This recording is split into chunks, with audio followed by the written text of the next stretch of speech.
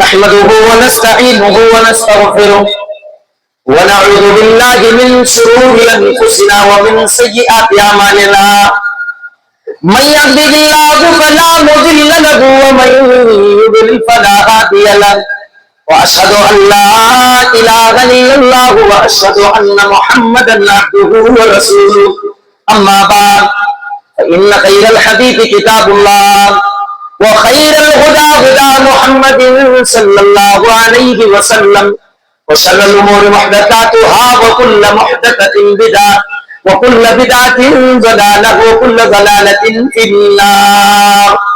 أعوذ بالله السميع العليم من الشيطان الرجيم.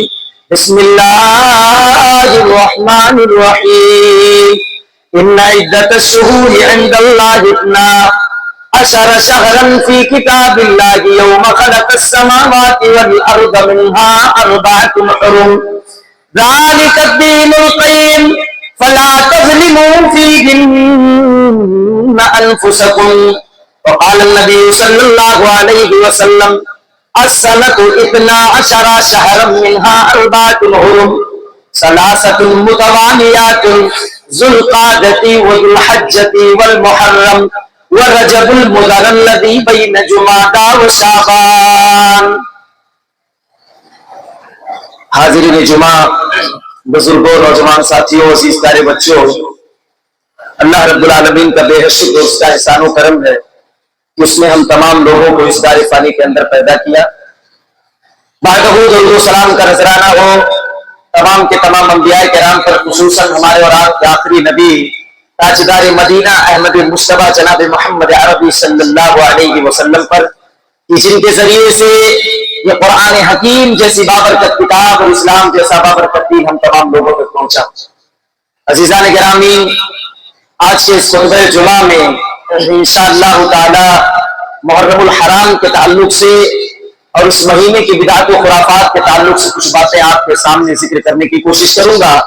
دعا گو بارگاہ رب ذوالمنن میں مولا کریم تو ہم کو حق سچ کہہ سکنے اور ہم کو اور آپ تمام لوگوں کو اس کہی ہوئی بات پر عمل کرنے کی بھی توفیق عطا فرما.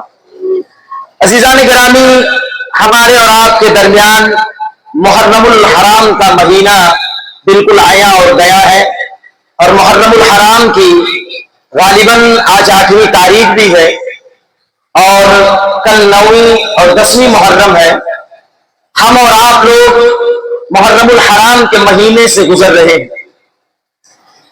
اس مہینے کی قرآن کے اندر، احادیث کے اندر بڑی فضیلت بیان کی گئی.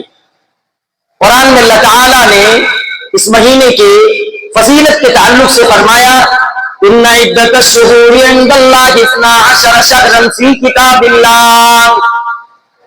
اللہ رب العالمین کے نزدیک مہینے کل 12 ہیں. فیہا 4 حرم، اور یہ مہینے اس دن سے ہیں جس دن اللہ نے زمین کو پیدا کیا، آسمان کو پیدا کیا، اسی دن اس مہینے کو بھی اللہ نے 12 بنا دیا تھا.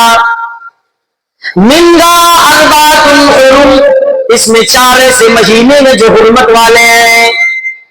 ذالک الدین القیم، یہی مضبوط اور سیدھا دین ہے. فلا تظلموا فیہن انفسکم، لہذا اے لوگوں تم اس مہینے میں اپنے جان پر، اپنے نفس پر، اپنے آپ پر ظلم نہ کرو. وہ 4 مہینے حرمت والے کون کون ہیں؟ حدیث کے اندر ہمیں اس کی وضاحت ملتی ہے. نبی کائنات صلی اللہ علیہ وسلم نے حدیث کے اندر ان 4 حرمت والے مہینوں کا تذکرہ کیا ہے.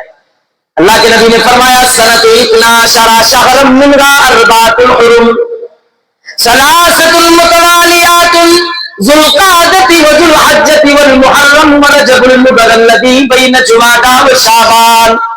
مہینے کل 12 ہیں جن میں سے 4 مہینے حرمت والے ہیں. 3 متوالیات، 3 مہینہ کنٹینیو لگاتار پیدر کے حرمت والا مہینہ آتا ہے. ذو القعدہ، ذی الحجہ اور محرم کا مہینہ، اور 1 مہینہ جمادی ثانی اور شعبان کے درمیان میں رجب کا مہینہ آتا ہے. 4 مہینے حرمت والے حدیث کے اندر ذکر کیے گئے، جن میں سے ذی القعدہ کا مہینہ، ذی الحجہ کا مہینہ اور محرم کا مہینہ، اور 1 مہینہ جو ہے وہ شعبان اور جمادی ثانی کے درمیان میں آتا ہے، وہ رجب کا مہینہ ہے۔ یہ 4 مہینے حرمت والے ہیں۔ اللہ تعالیٰ نے ان 4 حرمت والوں مہینوں کے تعلق سے کہا فلا تظلموا فیہن انفسکم، اے لوگوں ان 4 مہینوں میں اپنے آپ پر، اپنے نفس پر، اپنے جانوں پر ظلم و زیادتی نہ کرو۔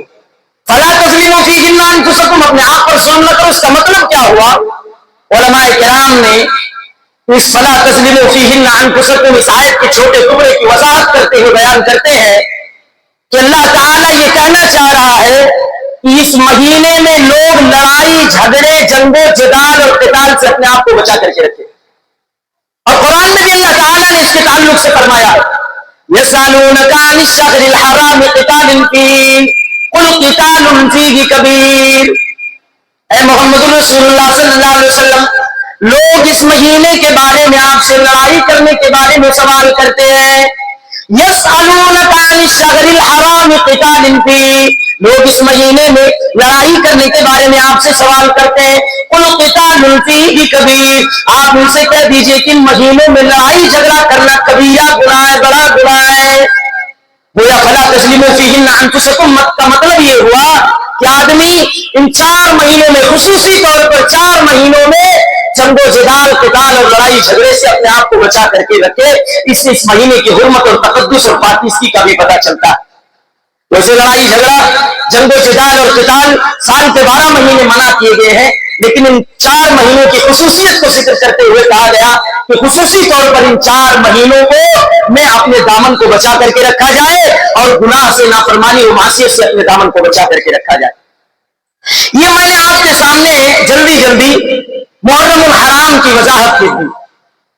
میرے بھائیوں، اس مہینے کے اندر بہت ساری بدعات اور خرافات کے کام کو رائج و سائج کیا جاتا ہے، اور اس مہینے کے اندر مسلمانوں کے اندر ایک فرقہ کہی جانے والا وہ اپنے آپ کو اس مہینے کے اندر ماتم مناتا ہے، نوحہ کرتا ہے اور اپنے سینوں کو چاک کرتا ہے، غریبانوں کو چاک کرتا ہے، رخساروں پر تماچے مارے جاتے ہیں، یہ کہتے ہوئے کہ اسی مہینے کے اندر حضرت حسین رضی اللہ تعالیٰ عنہ کو شہید کیا گیا تھا، اس لیے ہم ان کی شہادت کا غم مناتے ہیں۔ اولاً تو اختصار کے طور پر میں حضرت حسین رضی اللہ تعالیٰ عنہ کے شہادت کا پورا واقعہ آپ کے سامنے جلدی ذکر کرنے کی کوشش کرتا ہوں۔ آپ کو معلوم اور پتہ ہونا چاہیے کہ جب امیر معاویہ نے اپنے بیٹے یزید کو خلیفہ مقرر کیا اور بنانے کا سوچا، طے کیا، تو اس وقت انہوں نے ایک تاریخی جملہ کہا تھا کہ اللہ، میں اپنے اس بیٹے یزید کو خلیفہ بنا رہا ہوں، اگر میرا یہ فیصلہ غلط ہے تو اللہ رب العالمین میرے اس بیٹے کو اس عہدے، اس مقام سے پہنچنے سے پہلے موت دے دینا۔ غور سے سنیے گا، یہ تاریخی باتیں ہیں، ہماری ماں اور بہنیں بھی غور سے سنیں۔ اس میں بہت ساری خرافات اور بدعات اور منکرات ہمیں تاریخ نہ پتہ ہونے کی وجہ سے، نہ معلوم ہونے کی وجہ سے ہم بھی بہت ساری بدعات اور نافرمانی کے کاموں میں ملوث ہو جاتے ہیں۔ اس لیے غور سے اس تمام واقعات کو سننے کی ضرورت ہے۔ جب یزید نے، امیر معاویہ نے اپنے بیٹے کو خلیفہ مقرر کرنے کا سوچا تو یہ تاریخی جملہ کہا۔ جب امیر معاویہ رضی اللہ تعالیٰ عنہ کا انتقال ہو گیا اور یزید خلیفہ بن گئے، سارے مدینہ کے لوگ، بڑے بڑے صحابہ سے کہا گیا کہ ان کے ہاتھ پر بیعت کرو، یہ آج سے خلیفہ بن گئے۔ سارے بڑے بڑے صحابہ نے بیعت کر لی۔ حضرت حسین رضی اللہ تعالیٰ عنہ سے بھی کہا گیا کہ حسین، آپ بھی یزید کے ہاتھ پر بیعت کر لیجئے، یہ خلیفۃ المسلمین ہے، اپنے والد کے جانے کے بعد ان کو خلیفہ مقرر کیا گیا ہے، بنایا گیا ہے۔ لیکن حضرت حسین رضی اللہ تعالیٰ عنہ نے مہلت مانگی، کہا مجھے 1 مہینے کا مہلت دیجئے۔ لوگوں نے کہا نہیں، اتنا لمبا مہلت ہم آپ کو نہیں دے سکتے ہیں۔ پھر کہا حضرت حسین نے کہ مجھے صبح تک آپ مہلت دیجئے، صبح تک مہلت دیجئے، میں پھر بیعت کرنے کے بارے میں آپ کو بتاتا ہوں۔ ایک نقطہ میں یہاں پر بتا دوں، جو رافضی قوم، جو کوفی قوم، جو شیعی قوم یہ کہہ رہی ہے کہ حضرت حسین نے یزید کی بیعت سے انکار کیا، جاؤ تاریخ کے اوراق بھرے پڑے ہیں، کوئی مائی کلال ایک حدیث لا کر کے دکھا دے کہ حضرت حسین نے یزید کی بیعت سے انکار کیا تھا، کوئی ثابت نہیں کر سکتا ہے. یہ ان کی منگھڑت روایتیں ہیں، یہ کوفیوں کا الزام ہے. حسنین کریمین اور اللہ کے نبی کریم صلی اللہ علیہ وسلم کے نواسے کے اوپر بہت بڑا بہتان ہے ان کا کہ انہوں نے حضرت حسین رضی اللہ تعالیٰ عنہ کے ذات گرامی پر ایک الزام لگایا، ایک دھبا لگایا کہ انہوں نے وقت کے خلیفہ کا مخالفت کی اور بیعت کرنے سے انکار کر دیا. بیعت کرنے سے انکار نہیں کیا تھا، مہلت مانگا تھا، اور مہلت کہا تھا کہ مجھے 1 مہینے کا مہلت دیا جائے، لیکن لوگوں نے کہا 1 مہینے کا مہلت آپ کو نہیں دیا جا سکتا، کہا مجھے صبح تک مہلت دیا جائے. رات ہی میں حضرت حسین رضی اللہ تعالیٰ عنہ مدینہ سے جو ہے مکہ کی جانب کوچ کر کے نکل کر کے چلے گئے. جب کوفیوں کو یہ واقعہ، کوفی کون؟ عراقی کون؟ شیعی قوم. جب ان کو پتا چلا حضرت حسین رضی اللہ تعالیٰ عنہ نے یزید کے ہاتھ پر بیعت نہیں کی ہے، انہوں نے خط پہ خط بھیجنا اور زور و شور سے جاری و ساری کر دیا. انہی کی روایت کے مطابق، انہی کی روایتوں کے مطابق، انہی کے علماء کی زبانی، انہی کی کتابوں سے میں ایک حوالہ آپ کے سامنے ذکر کر رہا ہوں. 12,000 خط، اور بعض روایتوں کے اندر آتا ہے 30,000 خط ان کوفیوں نے حضرت حسین رضی اللہ تعالیٰ عنہ کے پاس بھیجا تھا. اے حسین چلے آؤ، پھل پک چکے ہیں، 1 لاکھ تلوار تیار ہے آپ کے عمارت میں لڑنے کے لیے، آپ کی خلافت میں لڑنے کے لیے، آپ چلے آئیے. لوگ آپ کے منتظر ہیں، لوگ آپ کے انتظار میں بیٹھے ہوئے ہیں.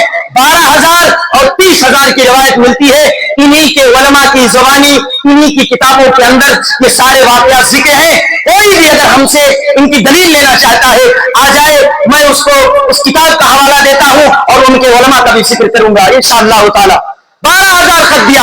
اور جب حضرت حسین نے مدینہ سے کوچ کر کے مکہ جب ہجرت کیا انہوں نے، تو ایک دن میں انہی کی روایت کے مطابق آتا ہے 1200 سے 1500 خط ان لوگوں نے راہگیروں کے ہاتھ سے بھیجا کہ حسین آپ چلے آئیے، ہم آپ کی عمارت میں لڑنا چاہتے ہیں، اسلام کو مضبوط کرنا چاہتے ہیں، اور یزید کی مخالفت آپ نے کی ہے اور ہم آپ کے ہاتھ پہ بیعت کر کے اسلام کے پرچار پرسار کو عام کرنا چاہتے ہیں. میرے بھائیو اور دوستو، 12,000 خط، بعض روایات میں 30,000 خط. حسین رضی اللہ تعالیٰ عنہ سارے خطوط کو جمع کرتے رہے، اکٹھا کرتے رہے، لیکن کوئی اطمینان بخش جواب انہوں نے نہ دیا. انہوں نے کوئی اطمینان بخش جواب نہ دیا. لیکن یہ لوگوں پر اصرار پہ اصرار کہ نہیں آئیے، پھل پک چکے ہیں، بالکل لوگ تیار ہیں، 1 لاکھ کی لشکر آپ کے ساتھ لڑنے بھیڑنے اور مرنے کے لیے تیار ہے، لہذا آپ ہماری عمارت میں، آپ ہماری خلافت میں چلے آئیے، ہم آپ کے ساتھ، آپ کے پیچھے لڑنے بھیڑنے کے لیے تیار ہیں. میرے مسلمان بھائیوں، حضرت حسین رضی اللہ تعالیٰ عنہ کے پاس جب خطوط کا سلسلہ آتا رہا، انہوں نے اپنے ایک سفیر کو بھیجنا مناسب سمجھا. کس کو بھیجا؟ مسلم بن عقیل. کون ہے یہ؟ ان کے چچیرے بھائی. کون ہے؟ حضرت حسین رضی اللہ تعالیٰ عنہ کے چچیرے بھائی مسلم بن عقیل کو حضرت حسین رضی اللہ تعالیٰ عنہ نے کوفہ کے حالات کا جائزہ لینے کے لیے بھیجا. کہا آپ جائیے اور وہاں کے حالات کا جائزہ لیجیے. آپ جائیے اور وہاں کے حالات کا جائزہ لیجیے. کیا ماحول ہے؟ کون سا ماحول ہے؟ کس اعتبار سے لوگ مجھے بلا رہے ہیں؟ کیا یہ صحیح بلا رہے ہیں یا غلط بلا رہے ہیں؟ لہذا مسلم بن عقیل حضرت علی رضی اللہ تعالیٰ عنہ کے چچا زاد بھائی وہ کوفہ کی طرف کوچ کر کے چلے گئے. کوفہ کی طرف کوچ کر کے چلے گئے.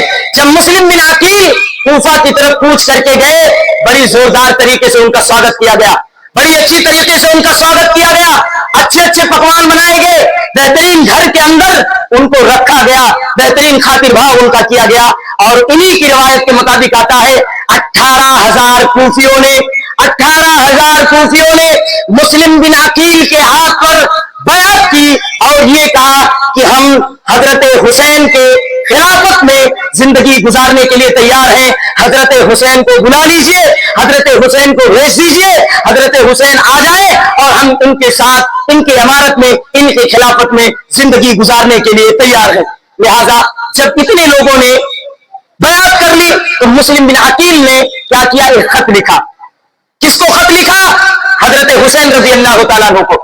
حضرت حسین کو ایک خط لکھا اور خط میں کیا کہا؟ کہا راستے ہموار ہیں، लोग आपके मुंतजिर हैं और इतने लोगों ने 18 से 30,000 लोगों ने हमारी हाथ पर बैत की है, लिहाजा आप बआसानी व सुकून व इत्मीनान के साथ कूफा आ सकते हैं। आने में कोई हरज और कोई दिक्कत और कोई परेशानी की बात नहीं है। लिहाजा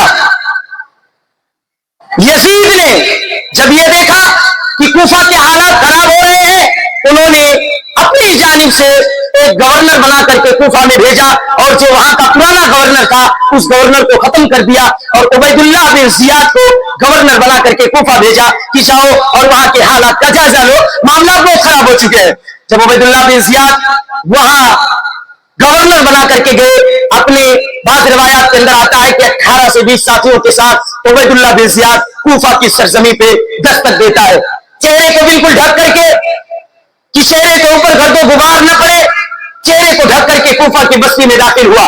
जब उबैदुल्लाह बिन जियाद कूफा के दरबार में, कूफा शहर में दाखिल हुआ तो लोगों ने यह समझा कि हजरत हुसैन आ गए। उसका इस्तेमाल किया गया जोरदार तरीके से, लोग सलाम करने लगे, लोग हाथ चूमने लगे और उबैदुल्लाह बिन जियाद ने जब गवर्नर ऑफिस में जब वो पहुंचा और अपना चेहरा खोला, सारे लोग हक्का बक्का, ये तो हुसैन की जगह पर उबैदुल्लाह बिन जियाद है, हुसैन तो आएगी नहीं है। लिहाजा मुस्लिम बिन अकील के हाथों पर, गौर से सुनिएगा ये तारीखी जुमले हैं, मुस्लिम बिन अकील के हाथों पर इन 18,000 कूफियों ने जो बयात की थी, जब उबैदुल्लाह बिन जियाद ने गवर्नर हाउस से खड़े होकर के एक खुतबा दिया, कहा ये जालिमाना रवैया छोड़ दिया जाए और अगर किसी के माने चला है, किसी के माने अगर चला है और कोई माहौल खराब करेगा, कोई इस तरीके का रवैया अपनाएगा तो उबैदुल्लाह बिन जियाद उसको छोड़ने वाला नहीं है, उबैदुल्लाह बिन जियाद उसको छोड़ने वाला नहीं है। कूफी बुज़दिल कौम है, डरपोक कौम है, शिया गद्दार कौम है, इसके रग में दगाबाजी है, इसके खून में गद्दारी कूट कूट करके भरी हुई है। मुस्लिम बिन अकील को जो अब तक 18 से 30,000 लोगों ने उनके हाथ पर बैअत की थी, उबैदुल्लाह बिन जर्रार के एक आवाज पर 30,000 से 3200 लोग बचे, सारे भाग गए, छोड़ करके मुस्लिम बिन अकील को सारे भाग गए। और उबैदुल्लाह बिन जियाद ने कहा अगर तुम लोग बाज नहीं आओगे मैं तुमको छोड़ूंगा नहीं, एक एक से इंतकाम लूंगा। 3200 से 32 बचे, 3200 से 32 बचे, सारे भाग गए छोड़ करके। और मामला यूं हुआ कि तने तनहा मुस्लिम बिन अकील अकेले रह गए और इन सारे कूफियों ने जो अभी तक इनके गुण गा रहे थे, हुसैन के नाम पर मिटने के लिए तैयार थे, चंद मिनट हुआ, चंद घंटे ही गुजरे थे कि सारे लोगों ने मुस्लिम बिन अकील के हाथ पर जो बैत किया था, धोखा करके मकर करते हुए अपने अपने घरों में चले गए। रिवायत के अंदर आता है जब उबैदुल्लाह बिन जियाद ने मुस्लिम बिन अकील को सरदार को उनके पीछे जो है लोगों को लगाया, अपने हवारी मारी को लगाया, मुस्लिम बिन अकील लोगों के चौखट पर जाकर के भीख मांगते कि मैं मुस्लिम बिन अकील हुसैन की तरफ से जो भेजा गया था, अभी कुछ घंटों पहले, कुछ दिन पहले तुम लोगों ने मेरी हाथ पर बैअत की थी और हुसैन के नाम पर मैं मिटने के लिए तैयार थे, अरे मुझे तो बचा लो, मुझे उबैदुल्लाह बिन जियाद पे कमांडर घेरे हुए हैं, लेकिन कोई बचाने के लिए तैयार नहीं हुआ। आखिर में यह हुआ कि मुस्लिम बिन अकील जो है लौट करके उबैदुल्लाह बिन जियाद के गवर्नर हाउस में आए, लिहाजा मुस्लिम बिन अकील को कत्ल कर दिया गया, मुस्लिम बिन अकील को कत्ल कर दिया गया। यह खबर हजरत हुसैन रज़ी अल्लाह तआला अन्हु के पास पहुंची। यह जुमला हमें नोट करने की जरूरत है। जब यह मुस्लिम बिन अकील की शहादत की खबर हजरत हुसैन के पास पहुंची तो हजरत हुसैन ने अपने काफिले को मोड़ लिया मक्का मदीना की जानिब, कहा हम नहीं जा सकते, ये गद्दार कौम है, ये धोखेबाज कौम है, ये फ्रॉड कौम है। लेकिन मुस्लिम बिन अकील के भाई थे, उन्होंने कहा आप जाना चाहते हैं चले जाइए, मैं अपने भाई के खून का बदला लूंगा। उनके ज़हन के ऊपर खून सवार था और मक्का के सरदारों के दरमियान एक बात आम थी, उनकी गर्दन कटी जाती लेकिन खून का बदला खून था, खून का बदला खून था, यह इन्हें खानदानी विरासत में मिला था। उन्होंने कहा मैं अपने भाई का बदला लिए बगैर नहीं जाऊंगा, आप अगर जाना चाहते हैं तो चले जाइए। हजरत हुसैन रज़ी अल्लाह तआला अन्हु नबी के नवासे, नबी अकरम सल्लल्लाहु अलैहि वसल्लम की तालीम और तरबियत इनकी जिंदगी के अंदर कूट कूट करके भर गई। कैसे छोड़ करके चले आप, लौट गए, काफिले को पहले मोड़ दिया था मदीना की जानिब, लेकिन जब इसरार करने लगे तो फिर उनके साथ हो लिए। जब कूफा के अंदर दाखिल हुए रिवायत के अंदर आता है बोरों में भरी हुई चिट्ठियों को उठा करके हजरत हुसैन ने लोगों के सामने रख दिया और बड़े बड़े जो सरदार थे उन सरदारों के नाम से जो चिट्ठियां थी उन चिट्ठियों को खोल खोल करके सुनाने लगे और कहने लगे कि तुम ही लोग तो थे जो मुझे बुलाए हो और ये कहे हो कि तुम लोग आओ, मैं तुम्हारी इमारत में सारे के सारे लोग लड़ने भिड़ने के लिए तैयार हैं। और क्या हुआ, सानिया आपके सामने है। इन गद्दारों ने, इन कूफियों ने, इन शियों ने धोखे से बुला करके उबैदुल्लाह बिन जियाद के साथ मिल करके हजरत हुसैन रज़ी अल्लाह ताला अन्हु और आपके साथ जितने भी असहाब थे सबको शहीद कर डाला। ये है छोटा मोटा तारीखी वाकया, मैंने शॉर्ट करके आपके सामने जिक्र किया है। अब आप समझने की जरूरत है, आज यही लोग इनसे मोहब्बत का इसरार भी करते हैं। मैं आपको बता दूं, अल्लाह का अज़ाब है इनको दुनिया के अंदर, अल्लाह का अज़ाब है दुनिया के अंदर इनको, जिन्होंने हसनैन करीमैन नबी अकरम के नवासे को शहीद किया, जिनके ताल्लुक से नबी कायनात ने कहा था सय्यदा शबाब अहलिल जन्ना, हसनैन हुसैनैन ये दोनों नौजवानों के जन्नत के सरदार हैं। हुमा रैहान नताया, ये दोनों दुनिया के फूल हैं मेरे। इनको जब शहीद कर दिया गया उसका बदला अल्लाह ताला ने इन जालिमों को दुनिया के अंदर भी दिया। आज अंगारे पर चलते हैं, ये मातम नहीं मनाते हैं बल्कि अल्लाह की जानिब से अजाब है, अल्लाह की जानिब से इनके लिए अजाब है। ये अपने गरीबानों को चाक करते हैं, बेहतरीन जिस्म को उसके ऊपर खराश लगाते हैं। ये क्या है? ये अल्लाह रब्बुल आलमीन का अजाब है। कहने की बात यह है मेरे भाइयों, ये कूफी कौम, ये शीई कौम, ये दरअसल गद्दार है, इसके खून में गद्दारी भरी है। इसने हजरत अली को धोखे से मारा, इसने हजरत हसन को धोखे से मारा, उस्मान को शहीद किया और फिर हजरत हुसैन रज़ी अल्लाह ताला अन्हु को शहीद करके नबी कायनात सल्लल्लाहु अलैहि वसल्लम के घराने का चैप्टर क्लोज कर दिया। और आज यही कौम मेरे भाइयों और दोस्तों हजरत हुसैन रज़ी अल्लाह ताला अन्हु की शहादत का मातम मनाती है। हमें किसी सहाबा से कोई एतराज नहीं है। हजरत हसन का मकाम अलग है, हजरत हुसैन का मकाम अलग है। नबी कायनात ने उनके मकाम के ताल्लुक से कहा था मन अहब्बहुमा फक़द अहब्बनी व मन अबग़ज़हुमा फक़द अबग़ज़नी, जिसने हसन से मोहब्बत की, हुसैन से मोहब्बत की, गोया मुझसे मोहब्बत की, जिसने इन दोनों से बुग़्ज़ किया गोया मुझसे बुग़्ज़ किया। जब नबी ने इतना मकाम हसन और हुसैन का बयान किया है तो मेरे भाइयों और दोस्तों बर्जस्ता तौर पर हम उसी नबी के उम्मती और मानने वाले हैं, उसी नबी के नक्शे कदम और पैरोकार के चलने वाले हैं। हमारा भी अकीदा, हमारा भी ये मानना है कि हम भी हसन और हुसैन से बहुत ज्यादा मोहब्बत करते हैं। हमें भी गम है, हम भी तकलीफ में हैं, लेकिन हम तुम्हारी तरह ढकोसले नहीं करते, हम तुम्हारी तरह मातम नहीं मनाते, हम तुम्हारी तरह से धोखे में ला करके हजरत हसन को, हजरत हुसैन को शहीद करके फिर उन्हीं का मातम नहीं मनाते हैं। और इस मातम की असल हकीकत और तारीख में आपके सामने जिक्र कर दूं। 300 हिजरी के बाद ये मातम मनाना शुरू हुआ। कितनी हिजरी के बाद? 300 हिजरी। 300 हिजरी के बाद इन जालिमों ने मातम मनाना शुरू किया। 300 हिजरी के बाद। उससे पहले कहा थे भाई क्यों नहीं मातम मनाया, क्यों नहीं हजरत हुसैन रज़ी अल्लाह ताला अन्हु की शहादत का गम तब तुम्हें नहीं था? और आज हजरत हुसैन के शहादत के गम में इतनी ज्यादा लोहाबाजी करना, मातम मनाना और इन तमाम बिदअत और खुराफात को समाज और माशरे के अंदर राइज और साइज करना, हमारा ये नौजवान तबका समझ ही नहीं पा रहा है कि सही क्या है गलत क्या है। बाज लोग तो ईरान और इजराइल का जब जंग हो रहा था तो उसमें स्टेटस लगाए थे। स्टेटस में क्या था पता है?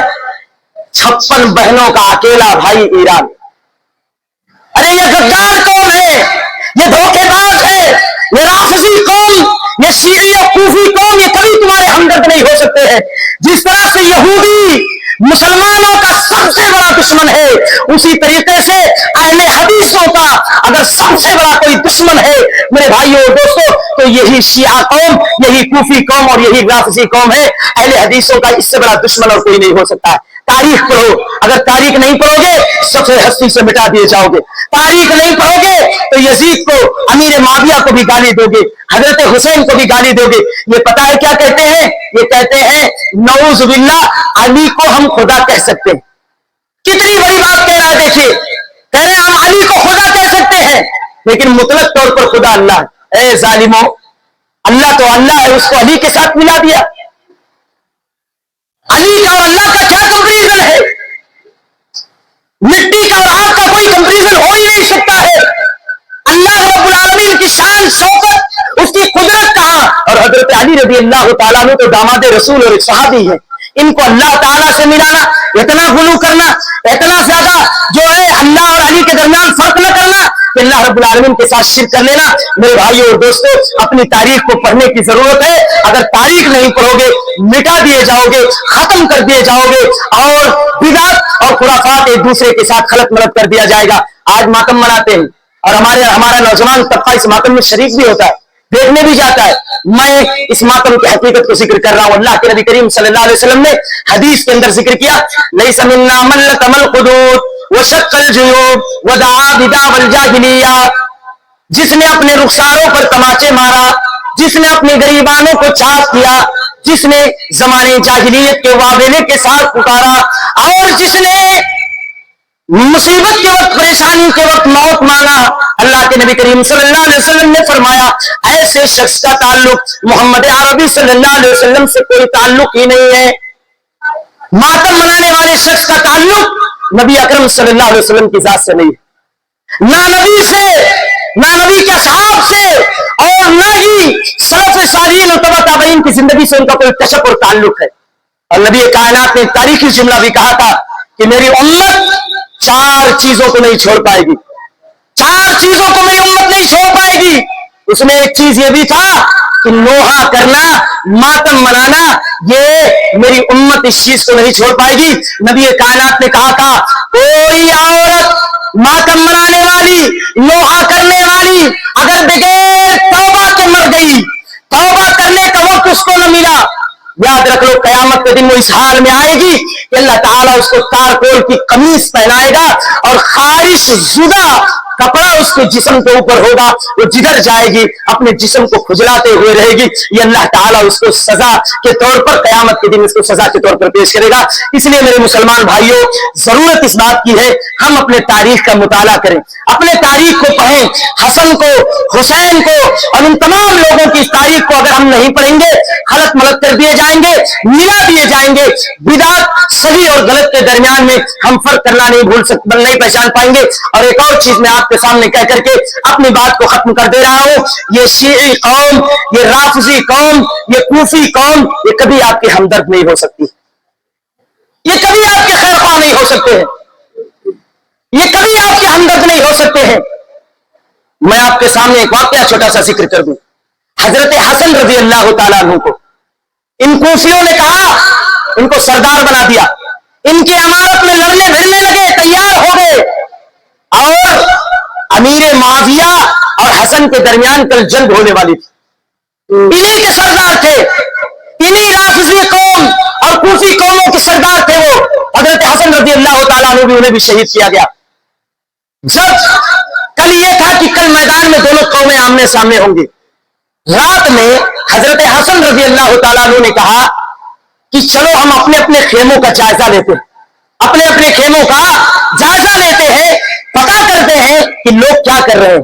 بھائی جو سردار ہوتا ہے اس کو فکر ہوتی ہے, کوئی بھی قوم کا سردار ہو اس کو فکر ہوگی کہ قوم کیا کر رہی ہے, کل کے لیے تیاری کیا کی, کتنی ایکٹیویٹی اس کے اندر موجود ہے. جب حضرت حسن رضی اللہ تعالیٰ عنہ خیموں کا جائزہ لینے کے لیے نکلے تو ایک خیمے کے جب قریب پہنچے تو دیکھا کہ خسر پسر کی آوازیں آ رہی ہیں, خسر پسر کی آوازیں آ رہی ہیں. حضرت حسن رضی اللہ تعالیٰ عنہ کا خاموش ہو جاؤ, بات کو سننے دو. وہ کیا ذکر کر رہے تھے, کہہ رہے تھے کل جب امیر معاویہ کا سامنا حضرت حسن سے ہوگا تو ہم لوگ میدان چھوڑ کر کے حضرت امیر معاویہ کے ساتھ ہو لیں گے, اور حضرت حسن اس جنگ میں شہید ہو جائیں گے, اور حضرت حسن کا بھی کام تمام ہو جائے گا. یہی شیعی قوم ہے جس نے 30,000 تک حضرت حسین کو بھیجا تھا, اس کی عمارت میں تھے حضرت حسن. کل جنگ ہونے والی تھی, غداری ان کے خون میں بھری ہے, رگ رگ میں یہ غداری ان کے بھری ہوئی ہے. یہ غدار قوم ہے میرے بھائیوں اور دوستوں. جب حضرت حسن کو یہ بات پتا چلی, انہوں نے ایک لیٹر آیا تھا امیر معاویہ کا, جس پر امیر معاویہ نے لکھا تھا کہ آپ مسلمانوں کے انتشار ہو جائے گا, اگر لڑائی ہوئی جھگڑا ہوئی تو مسلمانوں میں اختلافات عام ہو جائیں گے, کئیوں لوگ جاں بحق ہو جائیں گے, کئیوں لوگوں کی جانیں چلی جائیں گی. لہذا اس جنگ کو منقطع کر دیا جائے اور میرے ہاتھ پر بیعت کر لیا جائے. ترنت तो उस लेटर पर हजरत हसन रजी अल्लाह ताला अन्हु ने सिग्नेचर कर दिया और अमीर मुआविया से बैअत करने के लिए फौरन ऐलान कर दिया और तैयार हो गए। ये शीई कौम है, ये राफिजी कौम है, ये कूफा वाले, ये इराकी लोग, ये कभी आपके हमदर्द नहीं हो सकते हैं, आपके वफादार नहीं हो सकते हैं। आपको यह भी पता होना चाहिए फलस्तीन को जंग के लिए किसने आमादा किया, किसने उकसाया, किसने उकसाया फलस्तीन को? इन्हीं लोगों ने रातों रात हथियार सप्लाई करके और फलस्तीन को उकसाया। मामला आप तमाम लोगों के हवाले है। क्यों उकसाया? इसका भी रीजन है। इसराइल और सऊदी अरबिया के दरमियान बहुत बड़े बड़े मुआहदे होने वाले थे। उस मुआहदे में मस्जिद अक्सा का भी मुआहदा था, यह था कि मुसलमानों के अंडर में आ जाएगा और इसराइल जो है प्रोटेक्शन देगी, रक्षा के लिए उसमें एहतमाम और इंतजाम करेगी और मस्जिद अक्सा मुसलमानों के अंडर में होगा। इनको खलबली मचने लगी कि अहले हदीस पर कब्जा हो जाएगा फलस्तीन का, और रातों रात जो है इन्होंने प्लान बनाया और प्लान बना करके इतना हथियार सप्लाई कर दिया कि एक रात में तकरीबन 950 मिसाइल दगवा दिए रात में और पूरे फलस्तीन शहर को इन्होंने खत्म करवा दिया। ये इन्हीं का हाथ है। और इस्माइल हानिया जो फलस्तीन का हेड ऑफ सुपरिटेंडेंट थे, वो हेड थे, सरबराह थे, उनको कहां मारा गया? ईरान तेहरान शहर में, जो ईरान की राजधानी है, जो शियों का सबसे महफूज गढ़ है। इसराइल ने अपनी बैलिस्टिक मिसाइल का निशाना ऐसा लगाया कि इस्माइल हानिया जिस रूम में सोए थे उन्हें हिलने का भी मौका नहीं मिला और सीधा मिसाइल जाकर के उनके बेडरूम में घुस गई और उन्हें तबाह बर्बाद कर दिया गया। मुसलमानों, अपनी तारीख नहीं पढ़ोगे, मिटा दिए जाओगे, खत्म कर दिए जाओगे और इन बिदात और खुराफात के साथ तुम्हें खलत मलत कर दिया जाएगा। इसलिए जरूरत इस बात की है अपनी तारीख पढ़ो और इन शियों और राफिजियों और इनके जो भी फितने हैं, जो भी दगाबाजियां हैं, जो भी गद्दारी है, इन तमाम चीजों को अपने जहन में रखिए और अपनी तालीम को अपने जहन में भी रखिए। अपने इन छोटे छोटे बच्चों को भी इनके बारे में बताइए। अल्लाह ताला से दुआ है मौलाए करीम जितनी भी बातें कुरान और हदीस के हवाले से कही गई हैं, हम तमाम लोगों को गौर फिक्र करने के साथ साथ उस पर अमल करने की तौफीक अता फरमा। आमीन। अक़ूलु क़ौली हाज़ा अस्तग़फ़िरुल्लाह लि व लकुम व लिसाइरिल मुमिनीन फस्तग़फ़िरूहु इन्नहु गफ़ूरुर रहीम। एक जरूरी ऐलान ये है कि कल से इंशाअल्लाह मुहर्रम का रोजा भी अगर कोई रखना चाहता है तो कल से रख सकता है। हमारी माएं और बहनें भी बहुत ज्यादा सवाल कर रही थी कि मुहर्रम का रोजा हम कब रखें। रिवायत के अंदर आता है 9वीं और 10वीं मुहर्रम या 10वीं या 11वीं मुहर्रम, दोनों दिनों के अंदर अगर हम कभी भी मुहर्रमुल हराम का रोजा रखना चाहते हैं तो इन दोनों दिनों के अंदर रख सकते हैं, शनिचर या इतवार या सोम को। और इसका फायदा क्या है? युकफ्फिरु सनतल माज़िया, अल्लाह ताला माजी के 1 साल के गुनाह को इस 2 दिन के रोजा रखने की वजह से माफ फरमा देता है। इसलिए मैं तमाम लोगों से गुजारिश करूंगा कि मुहर्रमुल हराम के रोजे का खुसूसी तौर पर एहतमाम करें। अल्लाह ताला से दुआ अल्लाह पहले सुनने से ज्यादा अमल करने की तौफीक अता फरमा। आमीन। अक़ूलु क़ौली हाज़ा अस्तग़फ़िरुल्लाह लि व लकुम व लिसाइरिल मुमिनीन फस्तग़फ़िरूहु इन्नहु हुवल गफ़ूरुर रहीम।